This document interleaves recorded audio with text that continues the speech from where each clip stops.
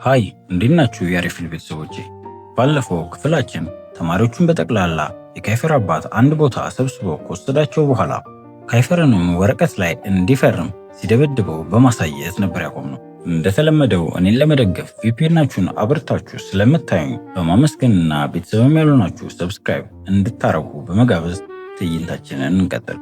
ጂም እንዲተወው ብትለምነውም የካይፈር አባት ግን ነገሩን በማዞር ልጁን ለብር ብላ እንደቀረበችው ይነግራታል። በመቀጠልም ወደ ካይፈር በመዞር የማይረባ እንደሆነና እንዴት እናት አይነት ሴት ታገባለህ ብሎ ከጠየቀው በኋላ ጋርዶቹንም እንዲመቱት በማድረግ የያዘው ወረቀት ላይ እንዲፈርምለት ያስገድደዋል። ወረቀቱ ላይም ካልፈረመ ጂን በጥይት ተኩሶ እንደሚመቷት ይነግሩታል። ካይፈርም የተሰጠው ወረቀት ላይ ሊፈርም ሲል ጂ ግን እንዲያቆም ከነገረችው በኋላ ወደ ካይፈር አባት በመዞርና እነሱ ላይ መተኮስ እንደማይችል ምክንያቱም ይህንን ወሬ የቢዝነስ አጋሮቹ ከሰሙ ብዙ ችግሮች ሊከተሉት እንደሚችሉ በማስፈራራት እንዲሁም ይህን ካደረገ ስሙ ስለሚጠፋ እንደማያረገው በመንገር ሽጉጥ የያዘውንም ጋርድ ተኩስ በማለት እንደማትፈራ ታሳያቸዋለች። ይህንን ነገር ስታረግ ግን ያጎቷ ልጅ አይሪስ ምን እያረግሽ ነው? አርፌሽ ተቀመጭ እንጂ በማለት ስለተጨነቀ ሊቆጣት ይሞክራል። ካይፈርም እንድታቆም ቢነግራትም እሷ ግን በአቋሟ ስለጸናች ይህን ነገር አስገድዶ ማድረግ እንደማይችል የገባው የካይፈር አባት በአሁኑ ቢያልፋቸውም ሌላ ጊዜ እንደሚገናኙ በማስፈራራት ከአካባቢው ሰዎቹን ይዞ ይሄዳል። ጂም ምንም ያህል ብትፈራ እነሴን ግን በብልሃቷ በጣም በመደነቅ ጀግናና ጎበዝ እንደሆነች ቢነግሯትም ካይፈር ግን ያረገችው ነገር ምንም አላስደስተውም። ምክንያቱም ሽጉጡን ይዞ የቆመው የካይፈር ጋርድ በጣም ታዋቂ ገዳይ ስለሆነ ሊመታት እንደሚችልና እንደዚህ አይነት ነገር ፈጽሞ ድጋሜ እንዳታረግ ያስጠነቅቃታል። እሷ ግን በውስጧ እንዴት እንኳን አያመሰግነኝም በማለት ትበሳጫለች። ዴቪድም ካይፈር ለደህንነቷ ተጨንቆ እንደዚህ እንዳላትና አሁን ግን ነገሩ ስላለፈ ወደ ቤት መሄድ እንዳለባቸው ይነግራታል። ወደ ቤትም ከሄደች በኋላ እንደተለመደው ከሴን ጋር አንድ ላይ በመሆን አይስክሬም እየበሉና ወሬ እያወሩ በመሃል ካይፈር ሜሴጅ ይልክላታል። እሷ ግን ሜሴጁን ልታየው እንኳን ፍላጎት አልነበራትም። ይህንንም ያስተዋለው ሲኤን ስልኳን አንስቶ ሜሴጁን በሚያነበው ጊዜ ካይፈር ወደ ስር እንድትወርድና ያለበለዚያ ገብቶ ለአንጅሎ ነገሩን ሁሉ እንደሚነግረው ነበር ሜሴጅ ጻፈላት። ይህንንም የሰማችው ጂ ቶሎ ማለት ወደ ካይፈር ጋር ስትሄድ ይህንን አጋጣሚ ተጠቅሞ ሲኤን የሷንም አይስክሬም ጥርግ አድርጎ ይበላባታል። ካይፈርም ጂን ወደ አንድ ቦታ ይዟት እየሄደ ፊቷንም አኮሳትራ ስለነበረ ፊቷን ያኮሳተረችው ቅድም በተፈጠረው ነገር እንደሆነና እንዲሁም ምን ማድረግ እንዳለበትም ይጠይቃት ጀመር። እሷም በጣም በመናደድ እኔ ህይወቴን እንኳን አሳልፌ ሰጥቼክ እንዴት አንዴ እንኳን አመሰግናለሁ አትልም ስትለውም እሱም ይቅርታ በመጠየቅ ደጋግማ 3 ጊዜ ስለሰደበችው ቅጣትሽ ምን እንደሆነ ታውቂያለሽ አይደለ ሲላት እሷም ባክህ ማይረባ ነገር በይሳት አታውራ ከፈለክ ሌላ ነገር መሳም ትችላለህ በማለት ግራ እንደገባትና በሱና በአባቱ መካከል ምን እንደተፈጠረ እንደማታውቅ ተነግረዋለች። እሱም ወደ ኋላ ወደ ልጅነቱ በመመለስ አባቱ እናቱን ሁሉ ጊዜ እንደሚመታትና እሱም በህፃንነቱ ከዩሪ ጋር ሲደባደብ በጣም እንደሚናደድና በዚህም የተነሳ ዩሪን ለማሸነፍ ብሎ ተደባዳቢ እንደሆነ ይነግራታል።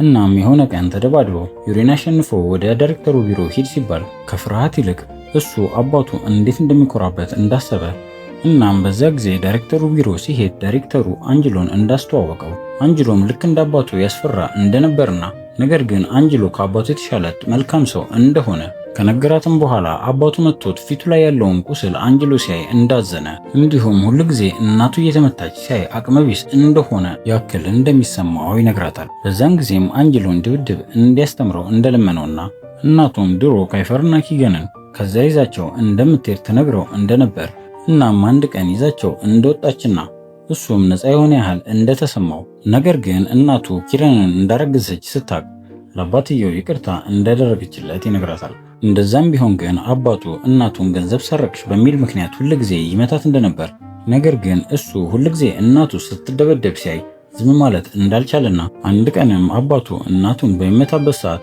ለእናቱ ደግፎ አባትየውን እንደገፈተረው ነገር ግን አባትየው መልሶ ራሱን እንደደበደበው እናትየውም ለማገላገል በመሃል እንደገባች ችግር እንደሌለውና እመጣለሁ ሂድ ብትለኝም አልሄድም ብዬ ስላስቸገርኩኝ አባቴ መደብደቡን ስለቀጠለ እናቴ አባቴን በጠርሙስ ከኋላው ትመታዋል። በዚህም ምክንያት አባቴ ራሱን ይስታል። ነገር ግን አባቴ ራሱን ከሳተበት ሲነሳ እናቴን በማነቅ ከግድግዳ ጋር ያጋጫት ጀመር። በዚያ ጊዜ ግን ሊያግዛት እንዳልቻለ ምክንያቱም በጣም ስላመመው መሬት ላይ ወድቆ እንደነበርና ከመደብደቧም የተነሳ ብዙ ደም እንደፈሰሳት በዛም ምክንያት እንደሞተች የእናቱም ነፍሰ ገዳይ አባቱ እንደሆነ ይነግራታል። ታሪኩንም የሰማችው ጂ በጣም ስላዘነች ታለቅሳለች። እሱም እንዳታለቅስ ያባብላት፣ እሷ ግን የራሷ ህይወት በጣም መጥፎ እንደሆነ እንደምታስብና የእሱ ግን ከእሷ የባሰ እንደሆነ ትነግሯለች። በመቀጠልም አባትህ እንደዚህ አይነት ሰው አይመስለኝም ነበር፣ አንተ ብዙ ነገር አሳልፈሃል፣ ጠንካራ ሰው ነህ ስትለው ታሪኩን በመቀጠል የዛን ጊዜ ታናሽ ወንድሙን ኪገንን አብሮት እንደወሰደውና ሚስት ሲያገባ ግን ወደሱ እንደላከው አሁን ደግሞ በተቃራኒው ኪረንን መውሰድ እንደፈለገ ይነግራታል። በመቀጠልም ቅድም ያደረገችውን ነገር ደግማ እንዳታረግ፣ ምክንያቱም የሚወዳቸውን ሰው ማጣት እንደማይፈልግና እሷን ደግሞ በይበልጥ ማጣት ስለማይፈልግ አባቱ ሊጎዳት ስለሚችል ፈጽሞ እንዳታረገው ያስጠነቅቃታል። ትንሽም ከተጨዋወቱ በኋላ ስለመሸ ወደ ቤት እንዲሄዱ ነግሯት ተስማምተው መሄድ ጀምራሉ። ቤትም አድርሷት ተሰነባብተው ሲሄድ በሩን የከፈተላት አይሪስ ቁጣ በሚመስል መልኩ ከካይፈር ጋር ምን እየሰራች ነው በማለት ይጠይቃታል። በመቀጠልም ካይፈር እንደማይወዳትና ከሷም ጋር አብሮ የሚሆነው ሄላ ከሱ ጋር ስለሆነች ሊያናደው ፈልጎ እንጂ እሷን ወዷት እንዳልሆነና እንዳትጃጃል ያስጠነቅቃታል። እሷ ግን እንደማታምነውና እንዴት እንዳወቀ ጠይቋለች። እሱም ይህን ነገር ለኤላ ነግሯት ስለነበረ ከሷ እንደሰማ ሲነግራት ጂ ከልቧ ታዝናለች። ቤትም ገብታ አልጓ ላይ ጋደም ካለች በኋላ ኪፈር ለሷ የሚላትን አማርኞች በጠቅላላ ለኤላ እንደሚላት ከአይሪስ ስለሰማች እጅግ ብትናደድም ነገር ግን አሁን ካይፈር ስለ ቤተሰቦቹና ሚስጥሮቹን በጠቅላላ ስለነገራት በጣም እንደሚወዳትና እንደሚያምናት በማሰብ አይሪስን ማመን አልፈለገችም። በመቀጠልም ስልኳን በማውጣት አይሪስ ስለነሱ ግንኙነት እንዳወቀ ለካይፈር በቴክስት ታሳውቋለች። እሱም ቶሎ ብሎ ስልክ ሲደውልላት ድምጿ ስለተቀየረ አይሪስ እንዳስለቀሳት ቢጠይቃትም እሷ ግን አይ አላስለቀሰኝም በማለት ትመልሳለች። ተደባዳቢው ካይፈርም መጥቶ አስለቀሰሽ እንዴ? ካልሆነ መጥቼ ነው መደብደው ይላታል። በመቀጠልም ለቤተሰቦቿ እንደሚወዳት ለማሳየት ሁሉንም ነገር ለሷ ብሎ እንደሚጋፈጥ ይነግራታል። እሷም ልካ ያደርግሃል እንዴ ካለችው በኋላ በተደጋጋሚ እንደሚወዳት ይነግራታል። ነገር ግን እሷ ቅድም አይሪስ ያላን ነገር ተስላላት ለዘላለም እወድሻለሁ ሚላትን ነገር ሁሉም ሰው ስለሚጠቀምበት እሷና እሱ ብቻ የሚጠቀሙበት ሌላ ነገር እንዲላት ትጠይቋለች። እሱም አባባሉን ቀየር በማድረግ እስከ ዓለም ፍጻሜ ድረስ አፈቅርሻለሁ ይላታል። እሷም ወድሃለሁ ብላ እየመለሰች ድንገት ሴን ተነስቶ አንቺ ማን ነው የምታወሪው? ይህን ነገር ካይፈር ቢያቅ ይገልሻል ሲላት ስልኳን ደንግጣ በመዝጋት ትራስ ስለወረወረችበት እሱ መልሶ ስለወረወረባት መላፋት ይጀምራሉ። በመቀጠልም እሷ አንተ ሁሌ ነው የምታስቸግረኝ ስትለው እሱ ግን ከትንሽ ጊዜ በኋላ ከሷ እንደሚለይና እንደሚሄድ ሲነግራት ትደነግጣለች። እሱም ባለፈው የነገራት ቤት እንደተዘጋጀለትና በሚቀጥለው ቀን ወደዛ እንደሚሄድ ይነግራታል። እሷም እኔም ትተኝ ልትሄድ ነው ብትለውም እሱ ግን ምንም ማድረግ እንደማይችልና የሚሄድበትን ቤት አሪፍ እንደሆነ እሷም አልፎ አልፎ እየመጣች እንድትጠይቀው ይነግራታል። እሷ ግን አንተ ጋር የምመጣው አሪፍ ምግብ ካዘጋጀህልኝና ጥሩ መኝታም ካሰናዳህልኝ ነው ስትለው እሱ ግን አያሳስብሽ፣ እዚህም ቢሆን እኔ ነኝ ክፍልሽን ማጽደው ምግብም ማዘጋጅልሽ ስላላት እየተበሻሸው ከቆዩ በኋላ እሷ ልተኛ እንደሆነ ነግራው ትተኛለች። ጋደምም ካለች በኋላ እስከዛሬ ድረስ ዩሪን እንደዋሸችውና እውነቱንም መናገር እንዳለባት ማሰብ ትጀምራለች። በሚቀጥለው ቀን ጠዋት ወደ ትምህርት ቤት ሊሄዱ ደረጃውን ከወረዱ በኋላ መታወቂያዋን እንደረሳች ስላስተዋለች ደጆቶ እንዲጠብቃትና እሷ መታወቂያዋን ልታመጣ ወደ ላይ ልትወጣ እንደሆነ ነግራው ወደ ኋላ ስትመለስ ድንገት አይሪስ ይጠራታል። ወደ እሱም ስትሄድ አይሪስ ዛሬ ቆንጅዬ እንደሆነችና እሷ የዩሪ እጮኛ ብትሆንም ሁልጊዜ አጠገቧ ግን ካይፈር እንዳለና ይህንን ነገር እንድታስብበት ይነግራታል። አይሪስ ያወራው ነገር በጣም ቢያናዳትም እውነታውን ግን ስለነገራት በውስጧ የተፈጠረውን ነገር በጠቅላላ ለዩሪ ለመናገር ትወስናለች። ትምህርት ቤት ደርሳም ወደ ክፍል እየሄደች እያለ ዩሪ በቴክስት ጉንፋንና ትኩሳት ስለያዘው ዛሬ ትምህርት ቤት እንደማይመጣ ይነግራታል። እሷም እውነቱን ለመናገር በወሰነችበት ቀን በመቅረቱ እጅግ ትበሳጫለች። ከኋላዋም ድንገት የደረሰው ካይፈር መበሳጨቷን በማየት ምን እንደተፈጠረ ይጠይቃታል። ላለመናገር ብታስብም እሱ ግን ሁሉን ነገር ስለሚነግራት ለመናገር በመወሰን ለዩሪ ምንም ነገር ስላልነገረችውና ስለዋሸችው እንደከበዳት ታስረዳዋለች። በመቀጠልም ዛሬ ዩሪ ጉንፋን ስለያዘው ትምህርት ቤት እንደማይመጣና ለመናገር ስትል ወደ እነ ዩሪ ቤት ከትምህርት ቤት በኋላ እንደምትሄድ ስትነግረው ካይፈርም አብሯት ሊሄድ ቢፈልግም እሷ ግን ለብቻዋን መሄድ እንደምትችል ብትነግረውም እሱ ግን ለብቻዋን እንደማይለቃትና እሱ እዛ እንደሚያደርሳት ከስርም እንደሚጠብቃት የሆነ ነገር ከተፈጠረም ቶሎ ብለሽ እንድትነግሪኝ ብሏት በዚህ ተስማምተው ትምህርት ካለቀ በኋላ ወደ ዩሪ ጋር ትሄዳለች። ዩሪም ቤት ደርሳ ወደ እሱ ስትገባ ዩሪ በጣም በንዴት ዳርት እየተጫወተ ታገኘዋለች። ይህንንም ያስተዋለችው ጂ ልናገር አልናገር በሚል ሐሳብ ተከፍላ ታመነታለች። ይህንንም ያስተዋለው ዩሪ ምን እንደተፈጠረ ጠይቋት አንድ ላይ ይቀመጣሉ። እሷም ልነግረው የምትፈልገው ነገር እንዳለ ትነግሯለች። እሱም እሺ በማለት እንድትቀጥል ሲነግራት እሷም በልቧ ውስጥ ያለው ኪፈር እንደሆነና እሱም ብቻ እንደምትወድ እሱንም ከዚህ በላይ መጉዳት እንደማትፈልግና መዋሸት እንደማትፈልግ ትነግሯለች። እሱ ግን ማይገባው ደደብ እንዳልሆነና ሁሉንም ነገር ቀድሞ እንደሚያውቅ እንዲሁም እንደ ድሮ ልክ እንደ ኤላ ጊዜ አሁንም እንደተሸነፈ በንዴት ካወራ በኋላ ከቤቱም ለቃ እንድትወጣ እንዲሁም ከኪፈር ጋር እንደፈለገች መሆን እንደምትችል ይነግራታል። እሷም ድንግጥ በማለት ምን ለማለት እንደፈለገ ስትጠይቀው እስከ ሰርጋቸው ቀን ድረስ እንደፈለገች ከኪፈር ጋር መሆን እንደምትችል እንዲሁም ያኔ የአዲስ ዓመት ዋዜማ ጊዜ ምን እንደተፈጠረ እንደሚያውቅ ነገር ግን የሰርጋቸው ቀን ዕለት እንደሚያገባት እሷም አገባሃለሁ እንደምትለው ያለበለዚያ ግን የቤተሰቦቿን ድርጅት እንደሚያፈራርስ ይነግራታል።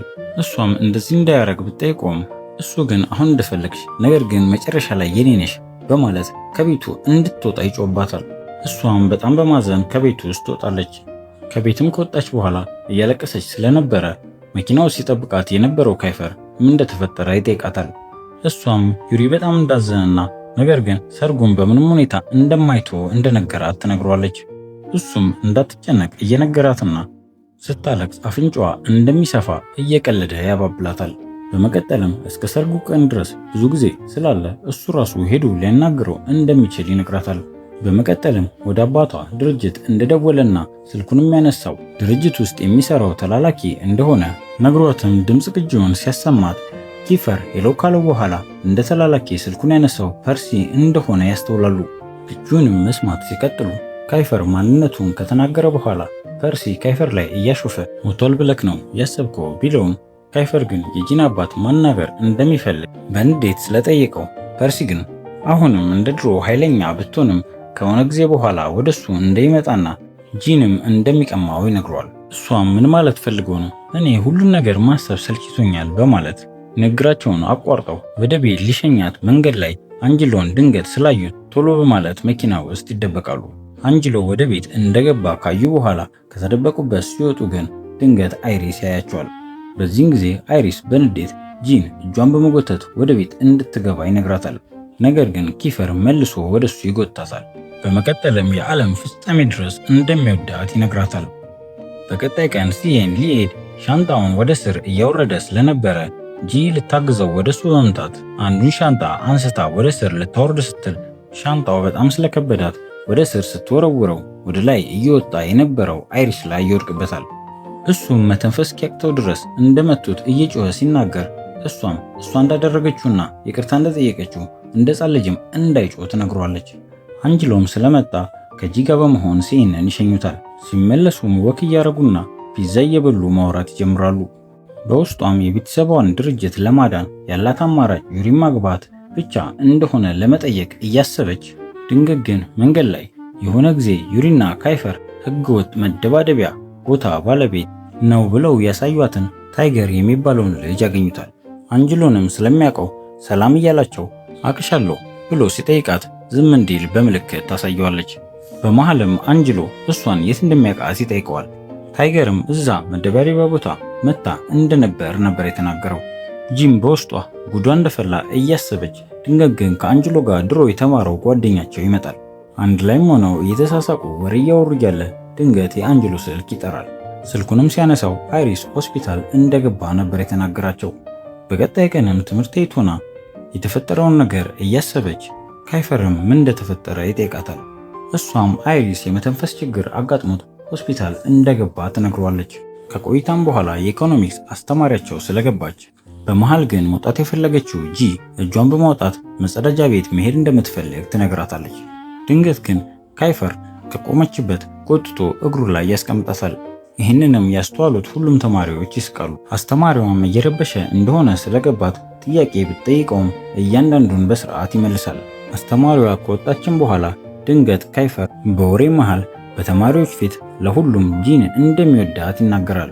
ምሳ ሰዓትም ደርሶ ምሳ ለመብላት ምሳቋን ይዛ ወደ ቴራሱ ላይ ስትወጣ 3 የክፍሏን ተማሪዎች ላይ ታገኛቸዋለች። እሷም ምሳ እየበሉ ስላልሆነ ለምን ምሳ እንደማይበሉ ትጠይቃቸዋለች። እነሱ ግን ኪፈርን መረጥሽ ማለት ነው ብለው በቁጣ ይጠይቋታል። እሷም ማገባውን ሰው እናንተ ልመርጡልኝ ነው እንዴ ትላቸዋለች። እነሱ ግን ይኸው በአንቺ ምክንያት ክፍሉ ለሁለት ተከፍሏል፣ ደሞ ታያለሽ አንድ ቀን ኪፈርን መምረጥሽ በጣም ይቆጭሻል ይሏታል። ትምህርት ሰዓት አልቆም ወደ ቤት ከተመለሰች በኋላ ልጆቹ ለምን ኪፈርን እንደመረጠችና እንደተናደዱ የተናገሯትን ነገር እያሰበች አንጅሎ ይደርሳል። እሱ የሚሄዱበት ቦታ ስላለ ቶሎ ብላ እንድትዘጋጅ ነግራት። በመቀጠልም ይዟት ሄደው ወደ እራት ግብዣ ቦታ ነበረ። እራት ግብዣ ቦታም የዩሪ ቤተሰቦችና ዩሪን ታገኛቸዋለች።